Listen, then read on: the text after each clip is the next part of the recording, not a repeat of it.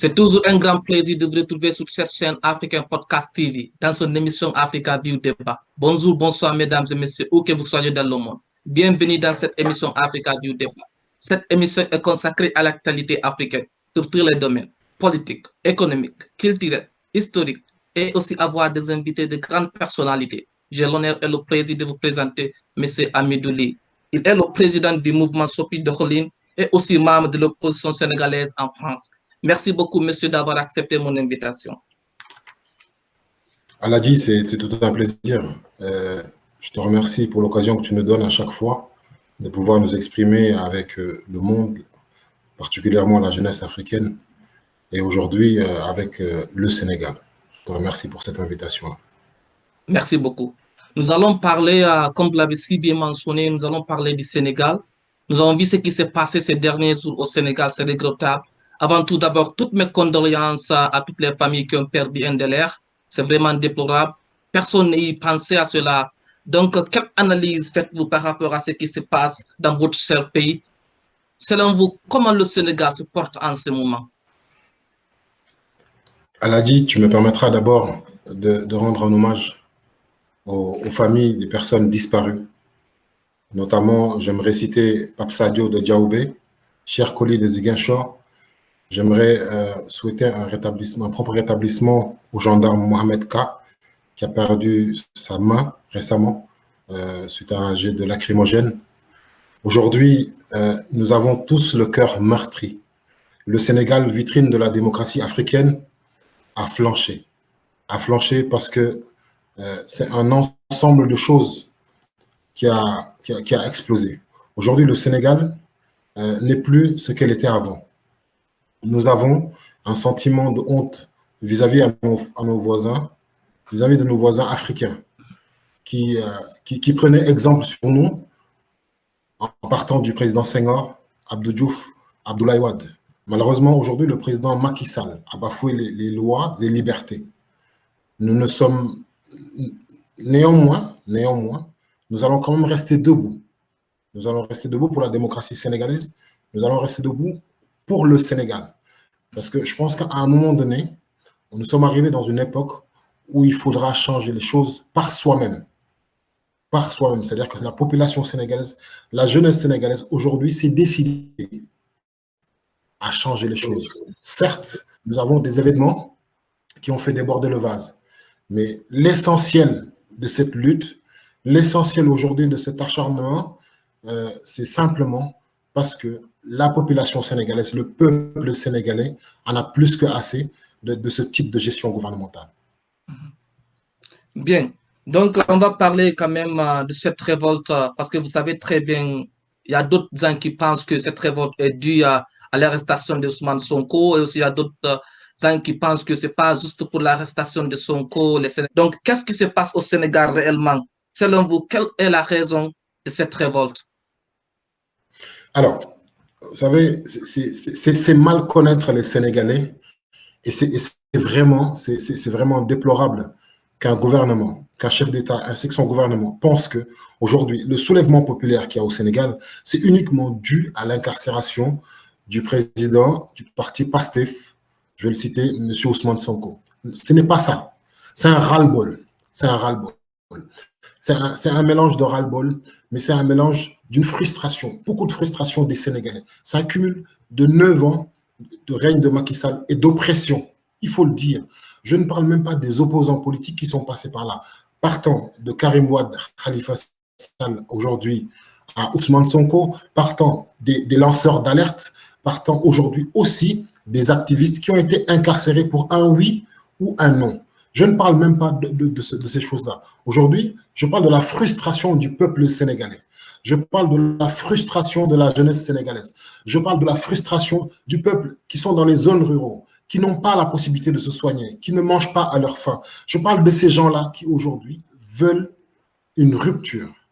Aujourd'hui, le peuple sénégalais a manifesté son mécontentement. Le peuple sénégalais a montré au monde entier qu'ils peuvent décider du sort de leur pays. Le peuple sénégalais a réclamé le départ du président Macky Sall. Ce qui se passe aujourd'hui, Aladji, c'est que le peuple sénégalais réclame non seulement la libération du président Ousmane Sonko. Le peuple sénégalais réclame la démission du président Macky Sall, la dissolution de l'Assemblée nationale, le rétablissement de l'ordre et de la justice. C'est ça que le peuple sénégalais réclame. C'est ça qui se passe dans nos cœurs aujourd'hui.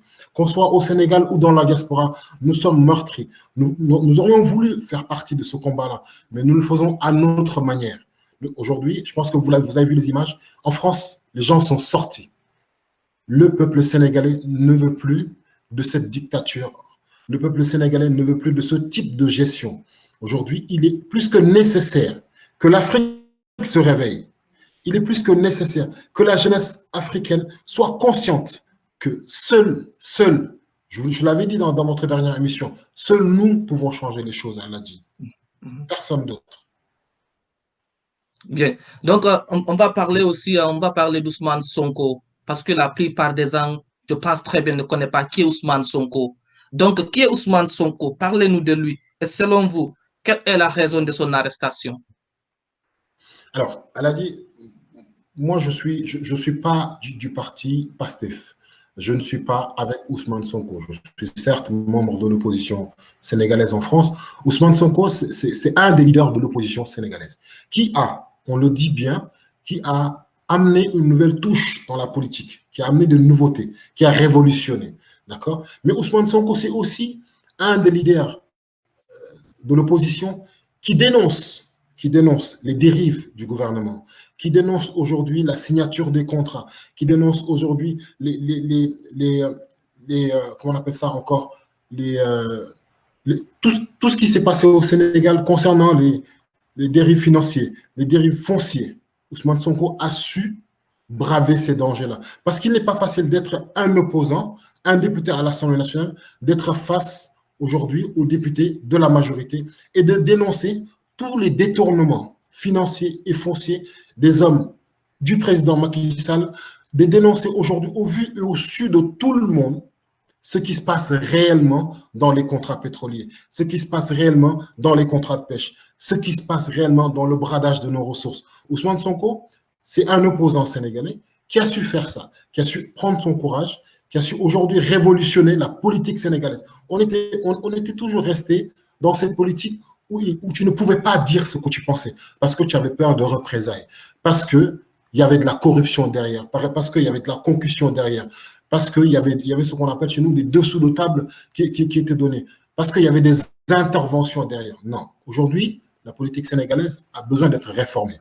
Ousmane Sonko a contribué à cela, et malheureusement, aujourd'hui, c'est un homme à abattre. Mais après Ousmane Sonko, elle a dit, ce sera qui le prochain opposant qu'on devra abattre? Donc, ça veut dire que le président Macky Sall veut gouverner sans opposition.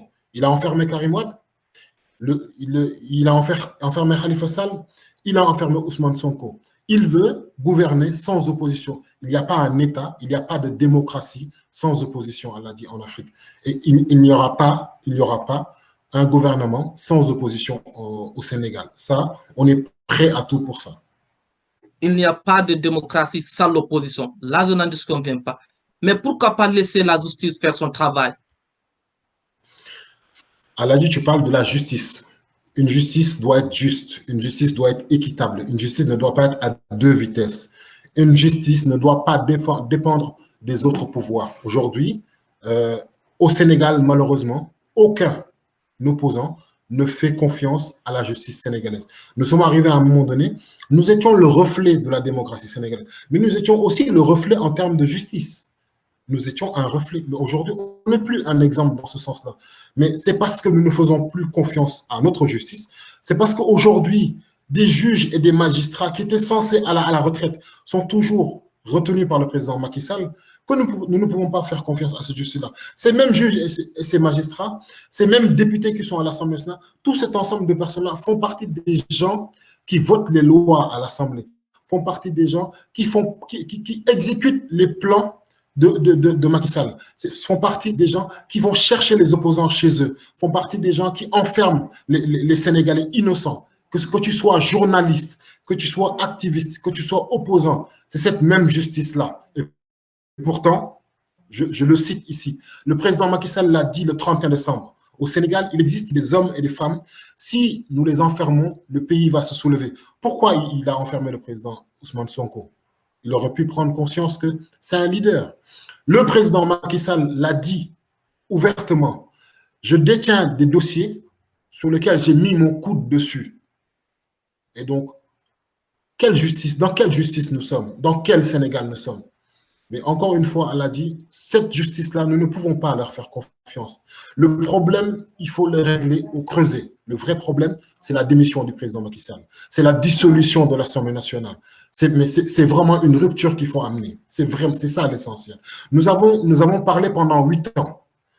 Le président Macky Sall a sous-estimé la jeunesse qu'il a en face de toi. C'est ça la vérité. Le président Macky Sall nous a sous-estimé notre intelligence, a sous-estimé nos capacités.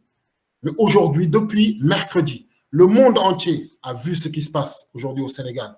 Jamais, au plus grand jamais, une personne n'aurait imaginé cette révolution-là, elle a dit. C'est ça qui se passe réellement au Sénégal. C'est le ras-le-bol du Sénégalais. Mais selon vous, quelle est la raison de cette frustration? Parce qu'il y a d'autres gens qui pensent que Macky Sall a fait quelque chose au Sénégal. Je sais très bien, il y a d'autres gens qui disent qu'il n'a pas fait quelque chose de spécial comme votre ex-président Ahmed Abdoulaye Wade. Mais d'une part, on peut dire que Macky Sall a fait quelque chose de spécial quand même, d'une part. Mais selon vous, quelle est la raison de cette frustration? Parce que moi, je pense très bien que ce n'est pas dû à l'arrestation d'Ousmane Sonko que nous avons vu cette révolte. Je pense que très bien la jeunesse sénégalaise, d'une part, a l'ambition de changer cette vie qui n'est pas tellement favorable à cette jeunesse sénégalaise. Donc, selon vous, quelle est la raison de cette frustration sénégalaise? Elle a dit, tu sais, aujourd'hui, on est dans un pays où nous comptons le plus de diplômés chômeurs. Au Sénégal, on compte le plus de diplômés chômeurs. Des jeunes qui ont la volonté d'aller à l'école et à l'université, des jeunes qui ont cette compétence innée d'apprendre et d'avoir cette connaissance, mais qui sont des chômeurs parce qu'ils n'ont pas la possibilité ou les moyens d'aller un peu plus loin. Aujourd'hui, au Sénégal, récemment, vous l'avez vu, en une semaine, nous avons perdu au moins 500 jeunes dans les océans. 500 jeunes, c'est 500 familles qui sont en deuil. C'est 500 pères de famille qui auraient pu contribuer au développement d'un pays. Aujourd'hui, au Sénégal, la pauvreté est en hausse. Quand on me parle de hausse du pouvoir d'achat, quand on me parle de la difficulté de ce qui se passe aujourd'hui au Sénégal, mais derrière ça, il y a des hommes qui sont à la manœuvre.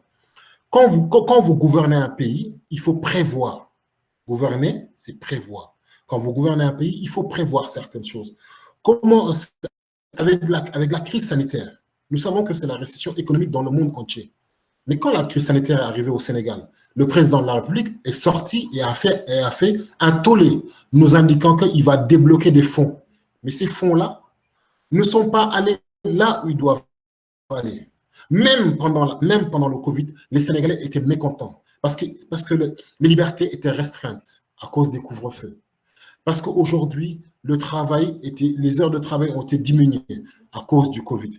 Mais en plus de ça, les Sénégalais n'ayant pas de quoi manger, n'ayant pas de travail, n'ayant pas les libertés de circuler et de s'exprimer. En plus de ça, on nous prive de nos libertés les plus minimes. Mais laissez-nous au moins nous exprimer. Laissez au moins les porte-paroles de la jeunesse s'exprimer. Mais si les chefs d'État africains veulent restreindre tout un peuple, veulent opprimer tous les peuples, cela ne peut pas continuer. Ça existe au Sénégal, ça existe dans d'autres pays. On a vu les exemples il n'y a pas longtemps dans d'autres pays de l'Afrique de l'Ouest. Ce qu'il faut réellement, elle a dit, c'est que les chefs d'État, aujourd'hui, débloquent des fonds et ne les mettent jamais là où il faut. Jamais. L'emploi des jeunes est un fléau en Afrique. L'emploi des jeunes est aujourd'hui un problème au Sénégal. C'est aujourd'hui un problème. Pourquoi les jeunes prennent les pirogues et veulent aller à l'étranger? C'est parce que dans leur pays d'origine, ils n'ont pas ce qu'ils vont chercher à l'étranger. Et pourtant, nous faisons partie des pays les plus riches d'Afrique. Notre sous-sol est l'un des pays les plus riches. Mais ces richesses-là ne sont pas exploitées par nous-mêmes. Ils sont exploités par l'Occident. Ils sont vendus par nos chefs d'État. Quand vous vendez nos ressources, vous tuez la jeunesse. Quand vous bradez nos ressources, vous tuez l'avenir. Et ça c'est un motif de frustration. Quand vous avez restreint des libertés, vous tuez un peuple. Et quand un peuple se révolte, je pense que ça peut faire très mal à l'Adi. Bien. Donc, pensez-vous que la démocratie sénégalaise est menacée comment? Elle a dit la démocratie sénégalaise n'est pas menacée, elle a été tuée, menacée. Ça va, elle tient encore debout. Elle a dit 3 jours de révolte. On parle du Sénégal, on parle de la vitrine de la démocratie. Le Sénégal aujourd'hui n'était pas comparable à aucun pays d'Afrique de l'Ouest. Aucun. Dites-moi, donnez-moi un exemple de démocratie en Afrique de l'Ouest mieux que le Sénégal. Ça n'existait pas. Mais vous savez ce qui se passe? Il y a du travail à faire en Afrique, il y a du travail à faire au Sénégal. Mais certes, aujourd'hui, la démocratie est menacée, mais ce qui est menacé, c'est non seulement la démocratie, mais j'insiste sur le mot liberté. Les libertés d'expression, les libertés d'opinion, les libertés de manifester, les droits et libertés. Ces choses-là, c'est des choses qui sont essentielles pour la vie d'un individu dans un pays. C'est ces choses-là qui sont réellement menacées. Et tu sais, elle a dit, aujourd'hui, les chefs d'État africains, subtilement veulent confisquer ces choses-là et instaurer de la dictature. Instaurer de la dictature à travers la police, la gendarmerie et l'armée. En modifiant les constitutions, voilà aujourd'hui les leviers qu'ils utilisent pour instaurer la dictature en Afrique. Oui, la démocratie est menacée. Oui, la démocratie a été bafouée. Mais non, le peuple ne l'acceptera pas. C'est ça la raison. C'est-à-dire qu'aujourd'hui, on se braque contre ce président de la République-là. On fera face aujourd'hui à ce gouvernement-là, quoi qu'il en coûte. Quoi qu'il en coûte. C'est ça l'essentiel. Quoi qu'il en coûte. Certains iront sur les plateaux de télé, certains descendront dans la rue, certains y feront face. Mais tous les moyens seront utilisés pour faire face à ce gouvernement-là. Bien, je vous comprends. Mais quand même, d'une part, demander le départ de Macky Sall, quand même, selon la Constitution, il ne peut pas démissionner. S'il ne veut pas démissionner, ou bien demander la dissolution du gouvernement, quand même, je pense que très bien, c'est pas aller très loin. Elle a dit, le président du Mali a démissionné, on l'a forcé à démissionner. C'est parce que le peuple est sorti. Le peuple a réclamé son départ. Nous réclamons le départ du président Macky Sall. Je le dis encore une fois, nous réclamons le départ du président Macky Sall, la dissolution de l'Assemblée nationale. Nous le réclamons. Aujourd'hui, il n'y a pas de négociation possible. Il n'est pas question que, vous savez, le climat de confiance qu'il y avait entre le peuple et le président Macky Sall, le cordon a été rompu. Le président Macky Sall a dépassé la limite. Il a été averti plusieurs fois. Son peuple l'a averti plusieurs fois. Mais encore une fois, je dis ici que le président Macky Sall, ce qu'il a fait aujourd'hui au président Ousmane Sonko, c'est juste la petite goutte d'eau qui a fait déborder le vase. Mais les peuples sont fatigués. Les peuples sont fatigués. Il y a eu le Covid, il y a la crise économique, il y a l'emploi des jeunes, il y a les morts dans les océans. Il y a beaucoup de choses qui se passent en Afrique aujourd'hui et qu'on laisse faire. C'est ça, c'est malheureux de le dire. C'est malheureux de le dire. Et aujourd'hui, dans une lutte, il y a des sacrifices. Dans une lutte, il y a des pertes, il y a des dégâts collatéraux. Je vais vous donner un simple exemple. Personnellement, je déplore ce qui se passe aujourd'hui au Sénégal. Il y a eu des casses, il y a eu des vols, il y a eu des cambriolages, il y a eu des agressions, il y a eu des destructions de biens publics. D'accord? Parce qu'une révolution va avec ces choses-là. Mais si aujourd'hui, un Sénégalais casse ou cambriole ou va dans un magasin, une enseigne étrangère, c'est parce qu'il y a une frustration derrière. Comment est-ce qu'une enseigne étrangère peut venir dans un pays et soumettre les Sénégalais? Tu les soumets à des obligations. Ce n'est pas l'enseigne qui s'est soumise, mais c'est les Sénégalais qui doivent se soumettre. Il faudrait voir le mal, il est où. Pourquoi les Sénégalais cassent les enseignes étrangères? C'est pour aussi envoyer un signal fort à l'étranger, pour leur expliquer que le Sénégal nous appartient. Le Sénégal nous appartient. Bien, donc parlons des étrangers quand même. Là, je sais très bien de quel pays vous parlez en particulier. Donc, qu'en pensez-vous à la communauté internationale, en particulier la France? Alors, aujourd'hui, j'ai lu dans les infos comme tout le monde, que 14 magasins Auchan, je le cite, ont été saccagés. Le représentant ou le directeur, M. Retail Edgar Bonté, nous dit que oui, c'est déplorable. Oui, c'est déplorable parce que, vous savez, dans les magasins, il y a des Sénégalais qui y travaillent. Donc, ce sera un manque à gagner pour nous. Ce sera des familles qui seront dans quelques temps dans le désespoir. Je le reconnais. Mais vous savez, je vais vous citer une phrase de cette personne-là, M. Edgar Bonté, qui disait « Nous faisons vivre 1700 familles. » Écoutez bien, 1700 familles. Est-ce que le Sénégal a attendu les magasins Auchan pour vivre? Nous permettons à 500 producteurs de travailler. Est-ce que le Sénégal a attendu les magasins étrangers pour produire ou pour commercialiser? Vous savez, il ne faut pas sous-estimer les gens. Il faut respecter les Africains, il faut respecter les Sénégalais. Nous avons besoin de partenaires économiques. C'est nécessaire dans un pays. Nous avons besoin d'une ouverture. Mais nous avons aussi besoin qu'on nous respecte et qu'on s'aligne à nos exigences. Tu ne peux pas venir dans un pays investir et nous imposer que tu nourris 1700 familles. Ce n'est pas vrai. Non. Si les étrangers n'avaient pas d'intérêt au Sénégal, ils ne viendraient jamais s'y installer. C'est ça la vérité. Aujourd'hui, c'est déplorable les casses, les 14 magasins qui ont été cassés. C'est déplorable les vols qu'il y a eu. C'est déplorable les cambriolages et les agressions. C'est déplorable. Je condamne fermement les destructions des biens publics. Mais j'aimerais que les étrangers, à l'avenir, qu'ils respectent les Sénégalais et le Sénégal. J'aimerais que toutes les négociations qui se feront désormais soient gagnant-gagnant pour le peuple sénégalais. Et non pas uniquement pour les ministres de tutelle. C'est très important ce que je dis là. Que tous les ministres de tutelle, en parlant de l'artisanat, du commerce, de l'industrie, tous ces ministres-là, quand ils négocient des contrats, qu'ils pensent au peuple, mais pas à eux. C'est ça la vérité, Allah dit. C'est ça la vérité. Mais d'une part, on doit accuser les gouvernements africains, en particulier parce que du fait que nous parlons du Sénégal, nous avons vu le cas du Sénégal. Donc, je pense très bien que si le gouvernement sénégalais arrive à négocier pour que les Sénégalais puissent s'en bénéficier de mieux, c'est très important. Mais vous savez, d'une part, on ne doit pas accuser les étrangers. La plupart des gens arrivent à accuser les étrangers. Moi, je pense très bien qu'on ne doit pas accuser les étrangers. On doit accuser notre gouvernement. On doit accuser les gouvernements africains qui fait ses deals, qui fait des partnerships. S'ils arrivent à très bien à négocier, s'ils négocient très bien pour l'intérêt général de notre peuple, c'est-à-dire le peuple africain, ça serait très important. Qu'en pensez-vous à cela? Oui, mais Aladi, vous savez quand un investisseur vient dans un pays, il vient pour ses intérêts. Il ne vient pas pour l'intérêt du pays, ni de ce président-là.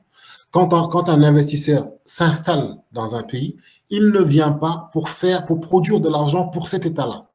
Il vient pour produire de l'argent pour son entreprise, son enseigne. Donc, ces chefs d'État-là, ces ministres-là, ces représentants-là, c'est à eux de défendre les intérêts du peuple. Ça, c'est la première chose. C'est à eux de défendre l'obtention de plusieurs emplois dans ces entreprises étrangères-là. C'est à eux de défendre le partage qui pourra avoir lieu au niveau des bénéfices. C'est comme ça qu'il faut l'établir. C'est un partage win-win, 50-50, qui est dans l'intérêt des peuples, qui est dans l'intérêt de tout le monde. Mais maintenant, si aujourd'hui, on parle de cela aujourd'hui, vous et moi, Allah dit, c'est que nous savons pertinemment que le partage n'est pas équitable, que les contrats sont mal négociés. Les étrangers, certes, veulent produire. Les étrangers veulent développer. Les étrangers veulent aujourd'hui s'élargir en Afrique. Ils ont parfaitement raison parce que l'Afrique, c'est l'avenir aujourd'hui. L'Afrique, après le Covid, c'est l'Afrique, c'est où ça va se passer. Ça ne sera pas en Asie, hein. Ça ne sera pas en France, ce sera en Afrique que ça va se passer. Parce qu'aujourd'hui, on a vécu tous 2019, 2020, 2021, 2022. Le Covid va aujourd'hui faire du mal à l'économie de beaucoup de pays étrangers, surtout à l'étranger. Mais l'Afrique tient encore. Donc, les investisseurs étrangers ont besoin de s'investir. Mais une fois arrivé dans un pays, il faut nécessairement avoir des représentants qui peuvent franchement nous défendre et être dignes de nous représenter pour l'emploi, pour surtout l'emploi des jeunes, mais aussi pour le partage des bénéfices. Il faudrait que forcément tous les contrats qui ont été négociés, vous savez, Pourquoi on demande le départ du président Macky Sall? C'est parce qu'il y a trop de mal qui a été fait. Le mal a été fait dans la pêche, le mal a été fait pour l'or, le mal a été fait pour le zircon, le mal a été fait partout. Et ça, nos enfants et nos petits-enfants devront le payer. Donc, il faut arrêter l'hémorragie, c'est maintenant qu'il faut l'arrêter, elle a dit. Sinon, nous allons payer pendant des années et des années. C'est maintenant qu'il faut arrêter l'hémorragie. Maintenant. Bien, bien. On va revenir un peu en arrière. On va parler d'Ousmane Sonko, comme vous l'avez si bien mentionné. Il y a d'autres gens qui pensent que le président Macky Sall est complice de l'arrestation d'Ousmane Sonko. Et aussi, ils ont vu l'intervention de Macky Sall sur RFI. Il s'est défendu, il a dit qu'il n'a rien à voir avec dans cette affaire d'Ousmane Sonko. Donc, peut-on dire que l'État sénégalais est complice de l'arrestation d'Ousmane Sonko et comment? Alors, aujourd'hui, je pense que nous l'avons vu tous, hein, l'intervention du président de la République, quand il disait que lui, il n'a pas le temps de s'occuper de telles bassesses. Mais aujourd'hui, je pense que le président de la République fait partie des gens les mieux renseignés au monde, dans un pays. Je pense que mieux renseigné que le président, il n'y a pas. Ousmane Sonko n'est pas n'importe qui. C'est un des opposants de Macky Sall, et à l'Assemblée nationale, et dans la rue.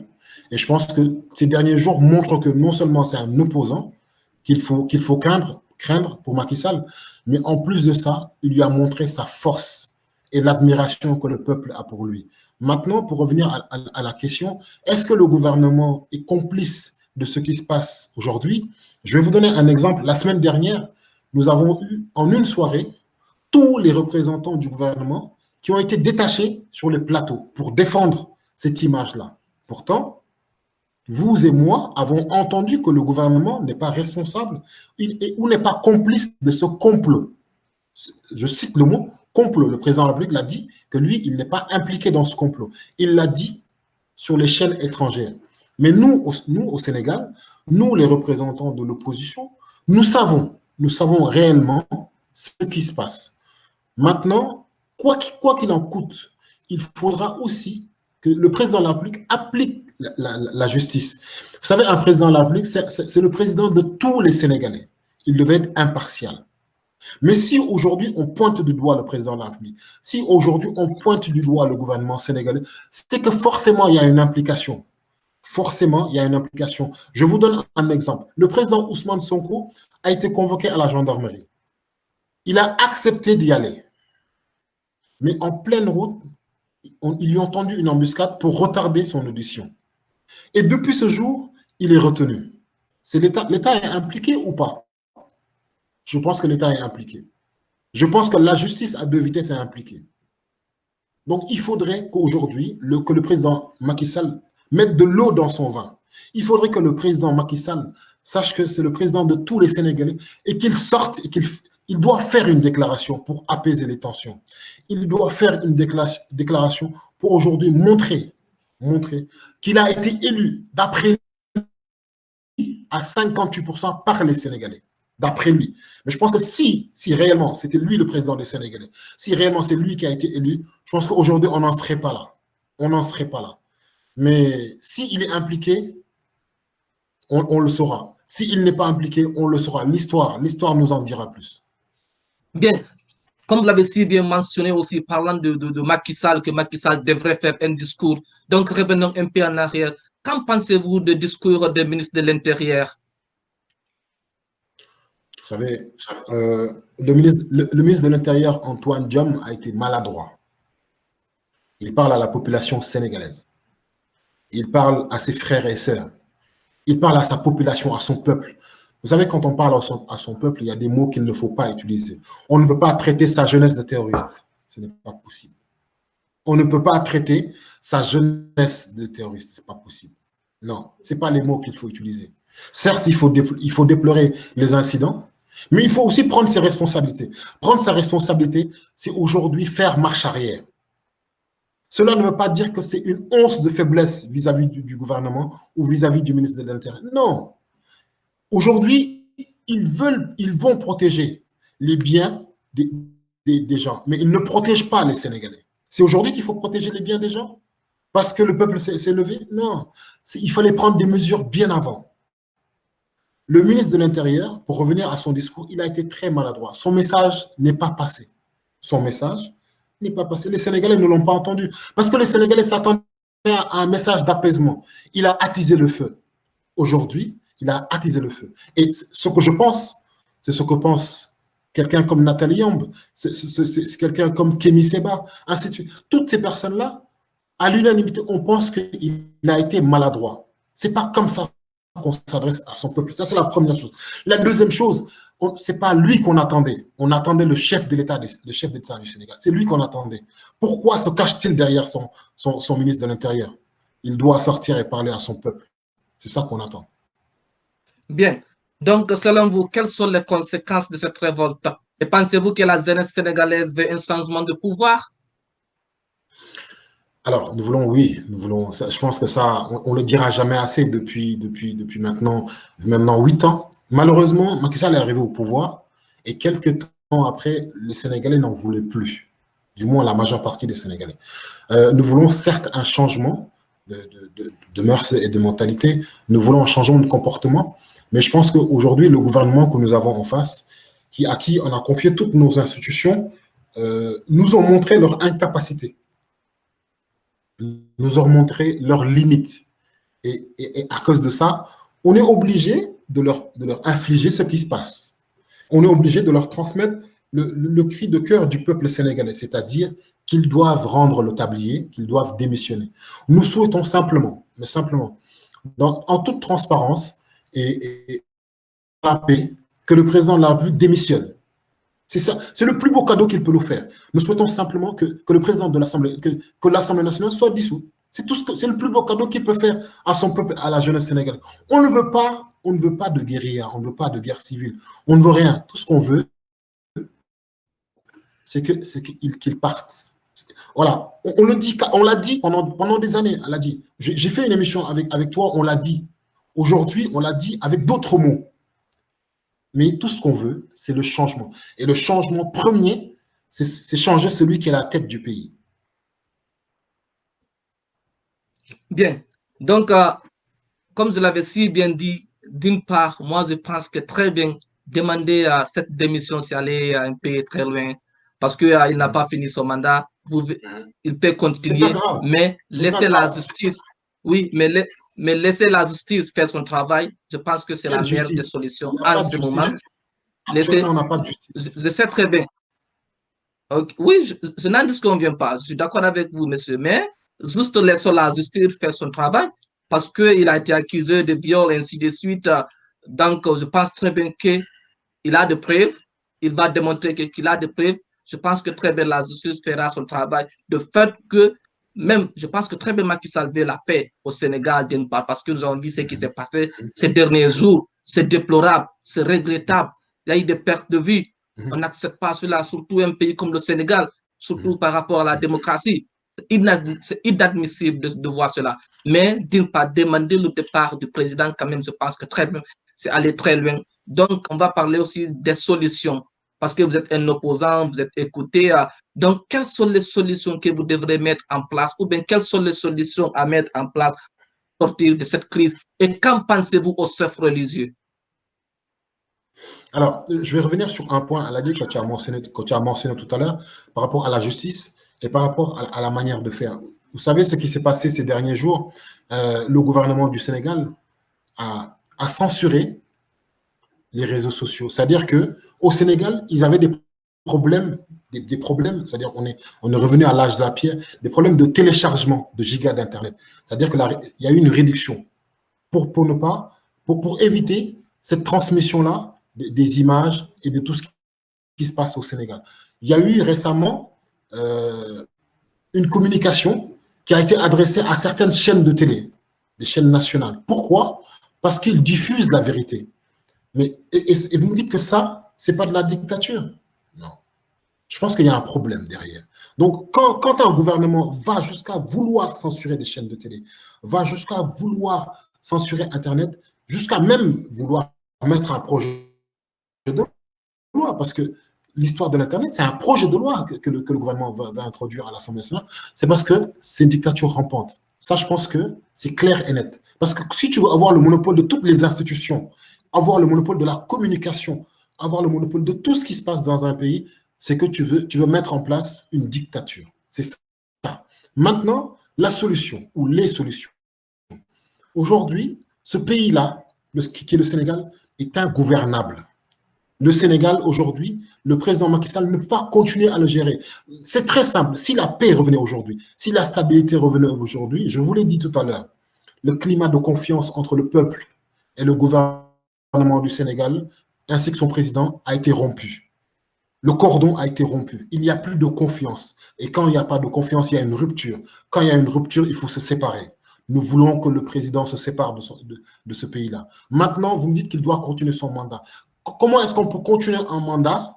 Comment est-ce qu'on peut continuer un mandat, gérer une entreprise ou un pays si vous ne vous entendez pas avec les employés, si vous ne vous entendez pas avec le peuple, si vous n'avez pas l'aval et l'autorisation de mener à bien votre programme? Non, il ne peut pas. Il ne peut pas le faire.